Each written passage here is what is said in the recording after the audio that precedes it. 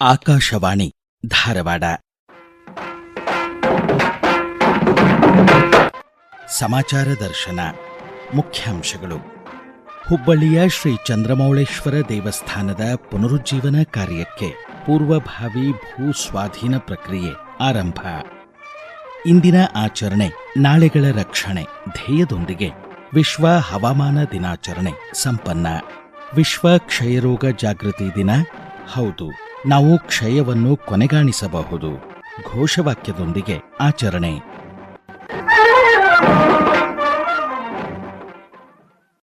ಧಾರವಾಡ ಜಿಲ್ಲೆ ಹುಬ್ಬಳ್ಳಿ ತಾಲೂಕು ಉಣಕಲ್ ಗ್ರಾಮದಲ್ಲಿರುವ ಐತಿಹಾಸಿಕ ಭಾರತೀಯ ಪುರಾತತ್ವ ಇಲಾಖೆ ಸುಪರ್ದಿಯ ಚತುರ್ಮುಖ ಲಿಂಗದ ಶ್ರೀ ಚಂದ್ರಮೌಳೇಶ್ವರ ದೇವಸ್ಥಾನದ ಪುನರುಜ್ಜೀವನ ಕಾರ್ಯ ಕೈಗೊಳ್ಳಲಾಗುತ್ತಿದೆ. ತನ್ನಿಮಿತ್ತ ಹುಬ್ಬಳ್ಳಿ ಧಾರವಾಡ ಮಹಾನಗರ ಪಾಲಿಕೆ ಭೂಸ್ವಾಧೀನ ಪ್ರಕ್ರಿಯೆ ಕೈಗೊಂಡಿದ್ದು, ಧಾರವಾಡ ಜಿಲ್ಲಾಧಿಕಾರಿ ಆರ್ ಸ್ನೇಹಲ್ ಭೇಟಿ ನೀಡಿ ಪರಿಶೀಲಿಸಿದರು. ಈ ಸಂದರ್ಭದಲ್ಲಿ ಮಾತನಾಡಿದ ಜಿಲ್ಲಾಧಿಕಾರಿಗಳು, ಇದು ಟೆಂಪಲ್ ಏರಿಯಾ ಬಂದು 1271 ಸ್ಕ್ವೇರ್ ಮೀಟರ್ಸ್ ಇದೆ. ಇಲ್ಲಿ ನಾವು ಲ್ಯಾಂಡ್ ಅಕ್ವೈರ್ ಮಾಡ್ತಾ ಇರೋದು 3901 ಸ್ಕ್ವೇರ್ ಮೀಟರ್ಸ್ ಅನ್ನ ನಾವು ಅಕ್ವೈರ್ ಮಾಡ್ತಾ ಇದ್ದೀವಿ. ರಫ್ಲಿ ಅರೌಂಡ್ 1 ಎಕರ್ಗೆ 1.5 ಗುಂಟೆ ಕಡಿಮೆ ಇದೆ. 38.5 ಗುಂಟೆಗಳು ಇದೆ. 9 crores ಇದು ಪ್ರಪೋಸಲ್ ಹೋಗಿದೆ. ಇನ್ ಮಿಕ್ಕಿದ್ದು ಮುಂದೆ ಹೇಗೆ ನಮ್ಗೆ ಅನುದಾನ ಬರುತ್ತೆ, ಏನು ಕಾಮಗಾರಿ ತಗೊಳ್ಬೇಕು ಅದನ್ನ ನಾವು ತಗೊಳ್ತೇವೆ. ಇಂದಿನ ಆಚರಣೆ ನಾಳೆಗಳ ರಕ್ಷಣೆ ಎಂಬ ಧ್ಯೇಯದೊಂದಿಗೆ ವಿಶ್ವ ಹವಾಮಾನ ದಿನಾಚರಣೆ ಕಳೆದ 23ನೇ ತಾರೀಕು ಜರುಗಿತು.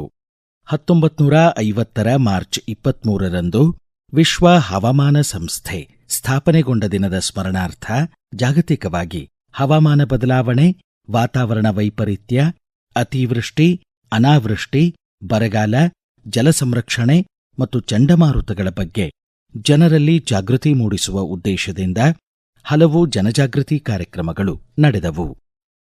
ಧಾರವಾಡ ತಾಲೂಕು ಮಂಡಿಹಾಳ್ ಗ್ರಾಮದ ಸಾವಯವ ಕೃಷಿಕ ಕೃಷ್ಣಕುಮಾರ್ ಭಾಗವತ್ ತಮ್ಮ 46 ಎಕರೆ ತೋಟಕ್ಕೆ ನೀರಿನ ಅನುಕೂಲ ಕಲ್ಪಿಸಲು 150 ಎಕರೆ ಅರಣ್ಯ ಭೂಮಿಯಿಂದ ಹರಿದು ಬರುವ ಮಳೆನೀರ ಹರಿವಿನ ನಕಾಶೆ ಆಧರಿಸಿ 2 ಎಕರೆ ವಿಸ್ತೀರ್ಣದ ಕೆರೆ ರೂಪಿಸಿದ್ದಾರೆ.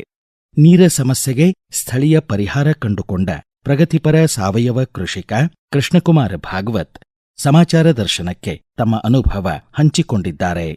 ಅರಣ್ಯ ಇಲಾಖೆಯವರು ಸುತ್ತಲೂ ಒಂದು ಟ್ರೆಂಚ್ ಅಂತ ಮಾಡಿರ್ತಾರೆ. ಆ ಟ್ರೆಂಚ್ ಓಪನಿಂಗ್ ಇದ್ದದ್ದು ನಮ್ಮ ಹೊಲಕ್ಕೆ ಹತ್ಕೊಂಡಿತ್ತು. ಅಲ್ಲೇ ಪ್ರತಿ ವರ್ಷ ಮಳೆಗಾಲದೊಳಗೆ ನೀರ್ ಬರ್ತಿತ್ತು. ತೇಲ್ ಹಾಳೆಯಿಂದ ಮುಂದೆ ಹರಿದು ಹೋಗ್ತಿತ್ತು. ಇದ್ರದ್ದು ಉಪಯೋಗ ಯಾಕೆ ತಗೋಬಾರ್ದು ಅಂತ ಹೇಳಿ ಸಾಧಾರಣ 2 ಎಕರೆ ಒಳಗ 18 ಅಡಿ ಆಳದೊಳಗ ಮಣ್ಣೆಲ್ಲ ಹೂತ್ ತೆಗದ್ವಿ. ಆ ಕೆರೆಯೊಳಗ ಮಳೆಗಾಲದೊಳಗ ಬಹಳಷ್ಟು ನೀರು ಬಂದು ಸಂಗ್ರಹ ಆಗ್ಲಿಕ್ಕೆ ಶುರು ಆತು. ಮೀನಾ ಬಿಟ್ವಿ, ಅದ್ರದ್ದು ಸ್ವಲ್ಪ ಲಾಭ ಬಂತು.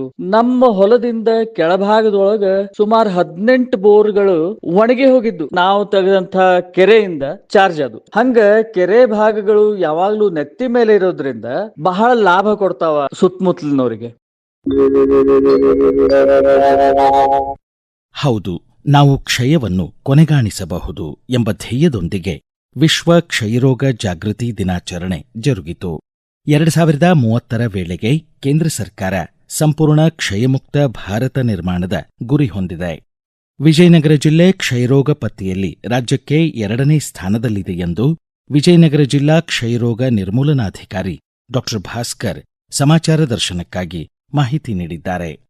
ವಿಜಯನಗರ ಜಿಲ್ಲೆಯಲ್ಲಿ ಒಟ್ಟು 1793 ಪ್ರಕರಣಗಳು ಪತ್ತೆ ಆಗಿರುತ್ತೆ. ಸೊ ಅದರಲ್ಲಿ 85% ಪ್ರಕರಣಗಳು ಗುಣಮುಖರಾಗಿ 7% ಅಂದ್ರೆ ಸುಮಾರು 149 ಜನ ಕ್ಷಯರೋಗದಿಂದ ಸಾವನ್ನಪ್ಪಿರ್ತಾರೆ. ಅತಿ ಹೆಚ್ಚು ಪ್ರಕರಣಗಳು ವರದಿಯಾಗುವಂತಹ ಜಿಲ್ಲೆಯಾಗಿರುವಂತಹ ವಿಜಯನಗರ ಜಿಲ್ಲೆಯಲ್ಲಿ ಈ ಹಿಂದೆಗಿಂತ ನಮ್ಗೆ ಪರೀಕ್ಷೆಗೆ ಬೇಕಾಗಿರುವಂತಹ ಒಂದು ಅವಶ್ಯಕ ಉಪಕರಣಗಳಿತ್ತು. ಟಿಬಿ ರೋಗ ಪತ್ತೆ ಹಚ್ಚುವ ಪ್ರಕ್ರಿಯೆಯಲ್ಲಿ ರಾಜ್ಯಕ್ಕೆ 2ನೇ ಸ್ಥಾನದಲ್ಲಿದ್ದೀವಿ ವಿಜಯನಗರ ಜಿಲ್ಲೆಯವರು. ಇದರ ಜೊತೆಗೆ ಟಿಬಿ ಕಾಯಿಲೆಯಿಂದ ಬಳಲ್ತಾ ಇರುವಂತಹ ರೋಗಿಗಳಿಗೆ ಪ್ರತಿ ವರ್ಷ ನಿಕ್ಷೇಪ್ ಪೋಷಣ್ ಯೋಜನೆ ಅನುದಾನದ ಅಡಿಯಲ್ಲಿ ಪ್ರತಿ ತಿಂಗಳು 1000 ರೂಪಾಯಿಗಳನ್ನ ಅವರಿಗೆ ಪೌಷ್ಟಿಕ ಆಹಾರ ಪಡೆಯಲಿಕ್ಕೆ ಅಂತ ಹೇಳಿ ನಾವು ಸರ್ಕಾರದ ಮೂಲಕ ಎಲ್ಲಾ ರೋಗಿಗಳಿಗೆ ಡಿಬಿಟಿ ಮೂಲಕ ಪಾವತಿ ಮಾಡಲಾಗ್ತಿದೆ.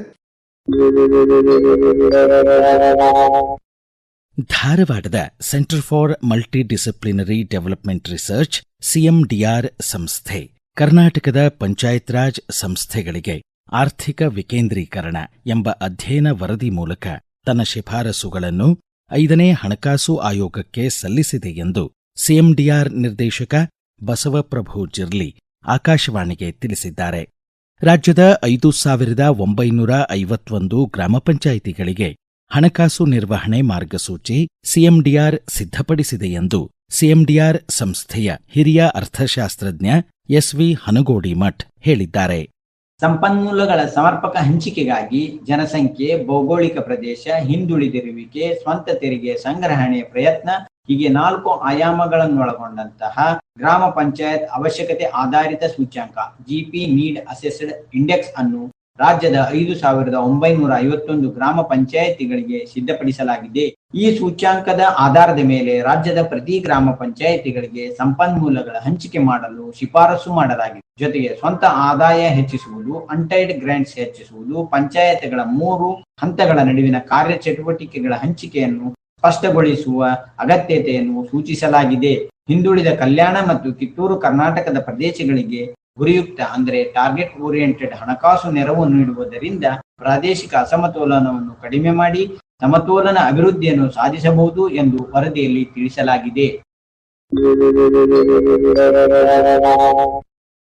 ಭಾರತೀಯ ವಿಶ್ವವಿದ್ಯಾಲಯಗಳ ಒಕ್ಕೂಟ ಏಪ್ರಿಲ್ 4ರವರೆಗೆ ದಾವಣಗೆರೆ ವಿಶ್ವವಿದ್ಯಾಲಯದಲ್ಲಿ ದಕ್ಷಿಣ ವಲಯ ಅಂತರ್ ವಿಶ್ವವಿದ್ಯಾಲಯಗಳ ಪುರುಷ ಮತ್ತು ಮಹಿಳಾ ಖೋ-ಖೋ ಪಂದ್ಯಾವಳಿ ಆಯೋಜಿಸಿದೆ.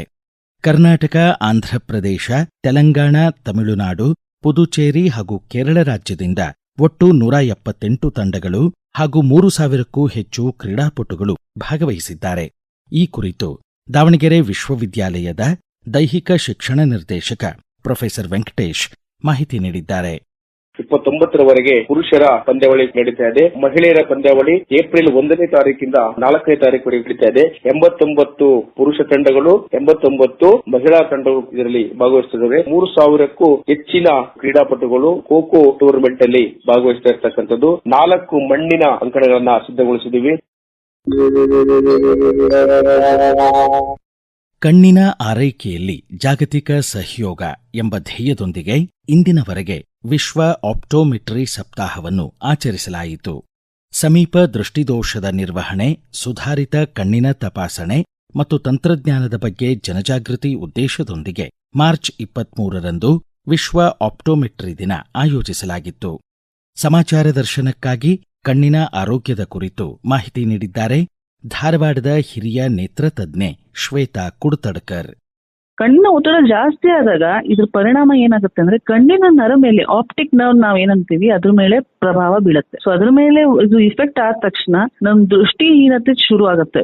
ಕಣ್ಣಿನ ಲಕ್ಷಣಗಳು ಸ್ಟಾರ್ಟಿಂಗ್ ಅಲ್ಲಿ ಏನ್ ಇರೋದಿಲ್ಲ, ಸ್ಟಾರ್ಟಿಂಗ್ ಗೊತ್ತೂ ಆಗೋದಿಲ್ಲ, ಯಾಕಂದ್ರೆ ನೋವು ಇರೋದಿಲ್ಲ, ದೃಷ್ಟಿ ಇದು ಕೂಡ ಸರಿಯೇನೆ ಅನ್ಸುತ್ತೆ. ಆದ್ರೆ ಮೇನ್ ಅಂದ್ರೆ ಪೆರಿಫರಲ್ ವಿಷನ್ ಅಲ್ಲಿ ಡಿಫ್ರೆನ್ಸ್ ಕಂಡು ಬರುತ್ತೆ. ನಾವು ಸ್ಟ್ರೇಟ್ ನೋಡ್ತಾ ಇದ್ರು ಸೈಡ್ ಇಂದ ಎಲ್ಲ ದೃಷ್ಟಿ ನಮ್ಗೆ ಕಂಡು ಬರ್ತಾ ಇರುತ್ತೆ. ಆದ್ರೆ ಗ್ಲೋಕೋಮಾದಲ್ಲಿ ಅದು ಸೈಡ್ ವಿಷನ್ ನಾವೇನಂತೀವಿ ಅದು ಕಡಿಮೆ ಆಗ್ತಾ ಹೋಗುತ್ತೆ. ಇದು ಈ ವಾರದ ಸಮಾಚಾರ ದರ್ಶನ. ಪ್ರಸ್ತುತಿ ಧಾರವಾಡ ಆಕಾಶವಾಣಿಯ ಪ್ರಾದೇಶಿಕ ಸುದ್ದಿ ವಿಭಾಗ. ಸಂಪಾದಕರು ಧಾರವಾಡ ಹಾಗೂ ಬೆಂಗಳೂರು ಆಕಾಶವಾಣಿಯ ಪ್ರಾದೇಶಿಕ ಸುದ್ದಿ ವಿಭಾಗದ ಸಹಾಯಕ ನಿರ್ದೇಶಕರಾದ ಸುಹಾಸ್ ಆರ್. ನಿರೂಪಣೆ ಹರ್ಷವರ್ಧನ್ ಶೀಲ್ವಂತ್. ಸಂಕಲನ ವಿವೇಕಾದಿತ್ಯ ಕನಿಯಾಲ. ಸಹಕಾರ ಮುರ್ತುಜಾ ಹೊಂಗಲ್ ಹಾಗೂ ಉಮೇಶ್ ಗೂಳಣ್ಣವರ್. ಮುಂದಿನ ವಾರ ಇದೇ ವೇಳೆಗೆ ಮತ್ತೆ ಮೂಡಿ ಬರಲಿದೆ ವಾರದ ವಾರ್ತಾಚಿತ್ರ ಸಮಾಚಾರ ದರ್ಶನ.